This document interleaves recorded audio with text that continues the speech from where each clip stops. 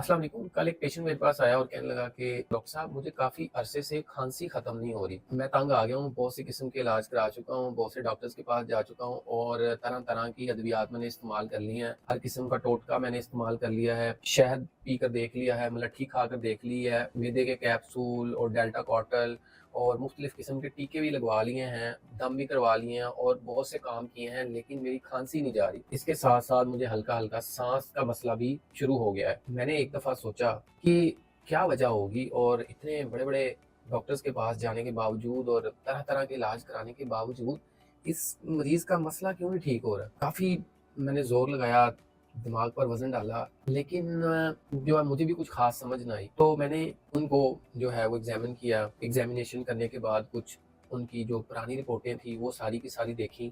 तफ़सील से रिपोर्टें देखने के बाद मैंने देखा कि काफ़ी से टेस्ट भी करवा लिए गए हैं। कुछ जो रहते हैं वो मरीज़ जो है वो भी करवाने को तैयार है। शायद कि उन टेस्टों से भी कुछ ख़ास वजूहात पता चलने की बहुत कम चांसेज़ हैं। फिर मैंने उनको कुछ अद्वियात लिखकर तो रवाना कर दिया और फिर मैंने सोचा कि अब क्या किया जाए? क्या किया होगा आपके ख़्याल से और आपके ख़्याल से क्या वजह होगी जिस वजह से उस मरीज़ की खाँसी ठीक नहीं हो रही थी? सोचें, थोड़ा-सा वीडियो को पॉज़ कर लें, गेस लगाने की कोशिश करें। चलें मैं बता देता हूँ। उसके बाद मैंने जाके तफ़सील से बुक में कफ़ की काज़िज़ को रिवाइज़ किया। So this is the message for today, and that is that whenever you face a situation where you are not sure about, so always go back and read the books. This is the one secret recipe which makes an average doctor being a good doctor. So आपके बहुत से colleague, बहुत से वो doctor जो कामयाब हैं, जो कि बीमारी की जड़ तक पहुंच पाते हैं, मरीजों की तशखीस कर पाते हैं, they all have one thing in common, and that is to never end their study habit. Go back to the books, consult the relevant complaint, go into the possible etiologies, read the disease in detail, and then again apply that knowledge on the patient. So इसी तरह किया मैंने कि books खोली। पहले तो मैंने कफ की काजिज़ को रिवाइज़ किया। कफ की काजिज़ को रिवाइज़ करने के बाद पॉसिबल उसकी जो डिजीज़ेज़ थी उनके बारे में मैंने नैरो डाउन कर ली कि ये 5 काजिज़ हो सकती हैं।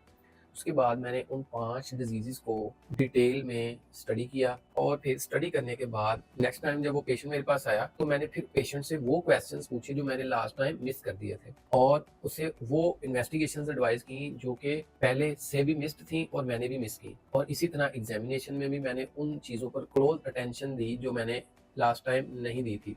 So this is very important. Whenever a patient comes to you, it's an opportunity to revise your knowledge, get yourself updated, and then apply the knowledge on that patient so you make better decision about the patient management. And if you keep on doing this, after doing this again and again, if you just do it for the same complaint for 10 times, I don't think so next time you are going to miss something. So it will become a kind of reflex, and those causes will be imprinted in your brain. So that's the importance of studying, reading, and problem solving by seeing the patient and reading the book. Famous great physicians say that if you don't study the books, it is like going to the sea without a sail, and if you don't see the patient at all, it's like never going to see at all. So that's it. Apply this knowledge and make a difference in the life of your patients.